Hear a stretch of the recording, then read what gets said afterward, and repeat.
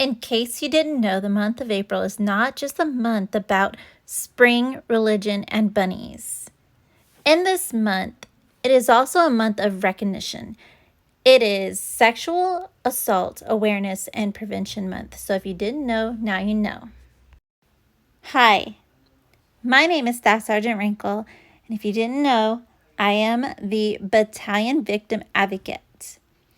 Feel free to reach out to me if you have any SHARP-related issues or any questions. I am here to get you answers and the help that you need. You can reach me at this phone number, 210-998-9380. So normally during this month, you will see like cool events dealing with SHARP, like fun runs, wearing the colored teal, even a day where you get to wear jeans and walk a mile in her shoes. But due to the circumstances in 2020, we are dealing with something a little different. That's why I decided to just have fun with it. I'm making an animated video. My drawing is horrendous, I know. Go ahead, make fun of it. But I just want to get the information out to you guys and grab your attention and just kind of make training a little less dull. Besides, we are social distancing right now, so what better way to spend all your time than making animated videos about something that is important, especially during a month of recognition. So we could definitely still recognize this month from afar, just like my stick figures here who are practicing social distancing just like we are.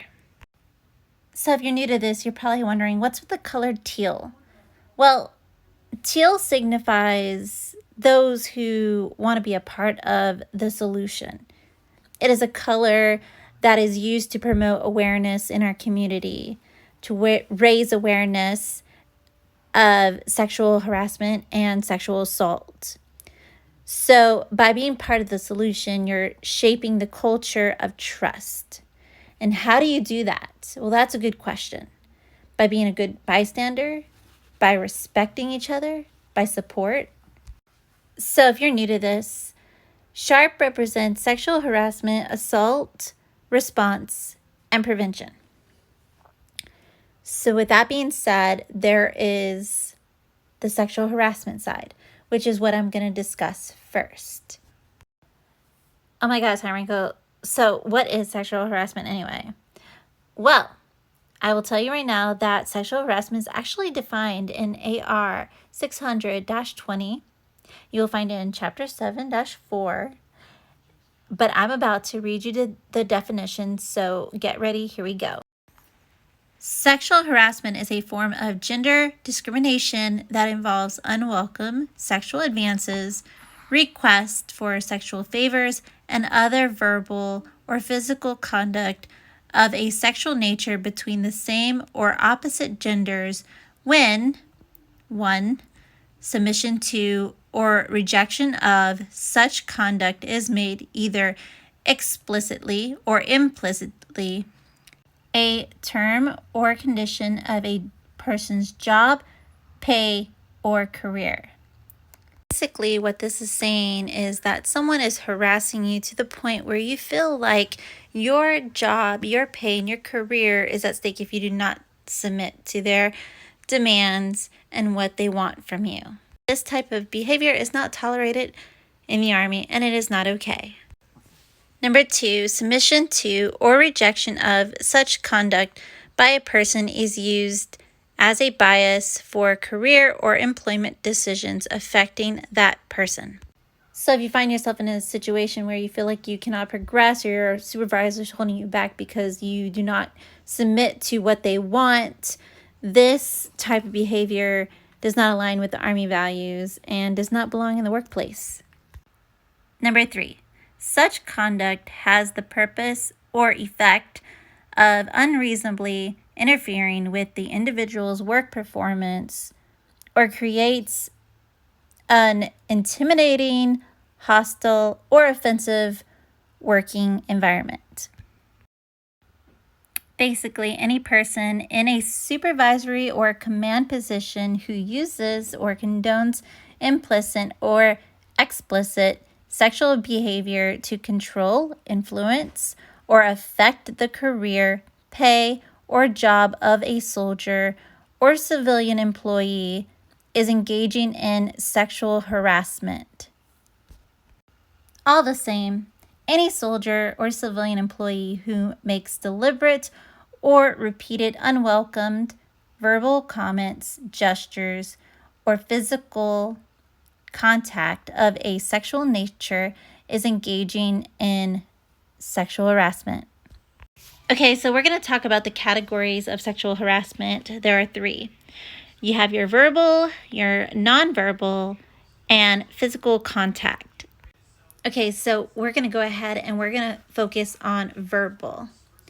So verbal may include telling sexual jokes, using sexual explicit profanity, threats, sexual-oriented cadences, or sexual comments, whistling, catcalls, in a sexual manner, and describing certain attributes of one's physical appearance in a sexual manner.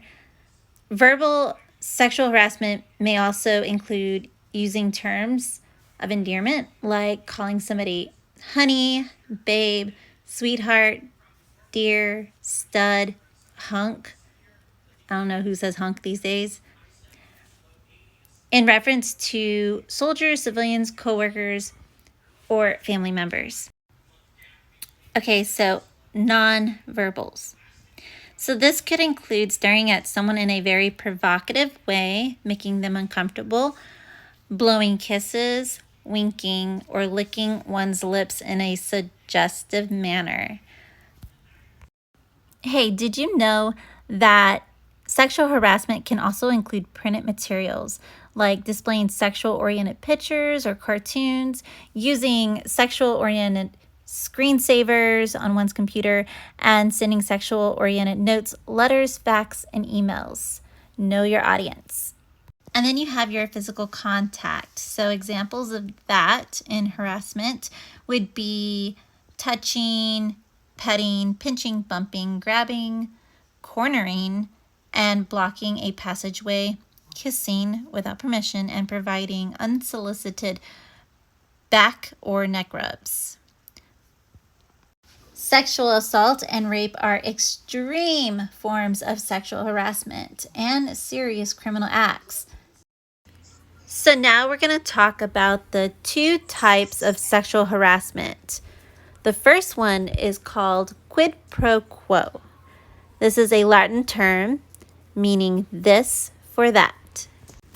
So example of quid pro quo would be like demanding sexual favors in exchange for promotion, awards, or favorable assignment, or disciplining and relieving a subordinate who refuses sexual advances. Keep in mind that unprofessional relationships may also have a harassing effect on a third person.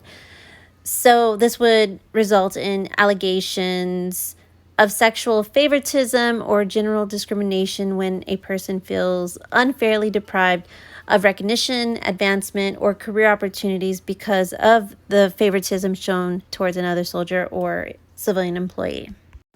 So the second type of sexual harassment is called hostile environment.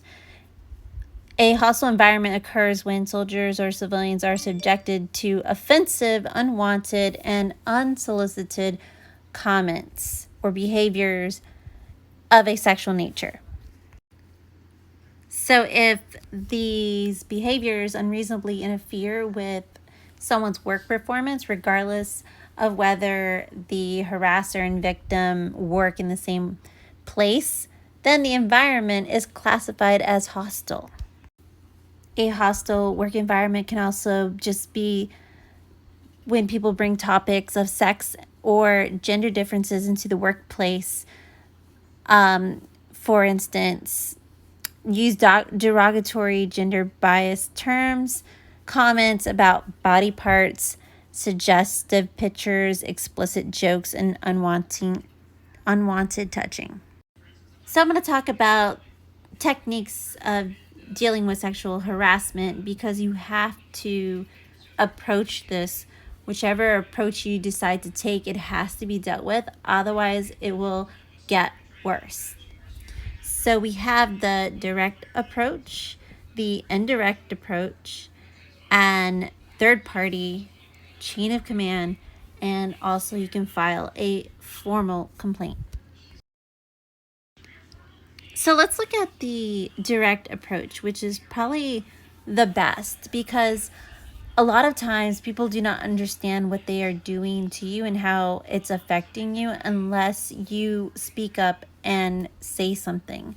So you could just confront the harasser and tell them that their behavior is not welcomed and unappreciated and it must stop. Most likely they're gonna stop. So if you are too shy, too embarrassed to approach the harasser, you can also use the indirect approach, which is sending a letter, email, stating facts, personal feelings about the inappropriate behavior, and expected resolution. So another method is the third party method, and usually this is requesting assistance from somebody, from another person. You can know them really well, or maybe they know the harasser really well, someone that you can trust who can intervene. Either they talk to the harasser themselves or accompany you while you talk to the harasser yourself. So another way of dealing with sexual harassment is getting your chain of command involved. You can report the behavior to your immediate supervisor or other people in your chain of command and ask for assistance in resolving the situation. It doesn't have to be just your immediate supervisor. You can also use your squad leader, your platoon sergeant as well. So the last technique of dealing with sexual harassment is filing a formal complaint. Keep in mind that all of the techniques that you saw are considered informal ways of reporting and dealing with sexual harassment.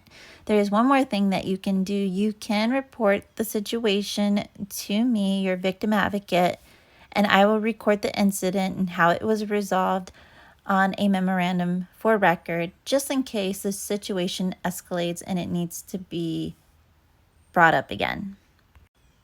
But if you wanted to go the formal route, here's what to expect. The report will be filed in writing.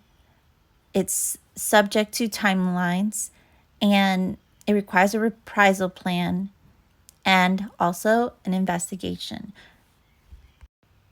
Okay, so I know this sounds like a lot, and it could definitely be overwhelming, but if this is happening to you, you definitely need to deal with it. And whichever route you decide to deal with it is entirely up to you. But definitely address the situation. Trust me, you will be happier in the end. So during the month of sexual assault awareness and prevention, I hope that this goofy stick figure video has educated you and that you've learned something about sexual harassment. The next time that I talk to you guys about sharp training, it will be on the subject of sexual assault. So be ready for that.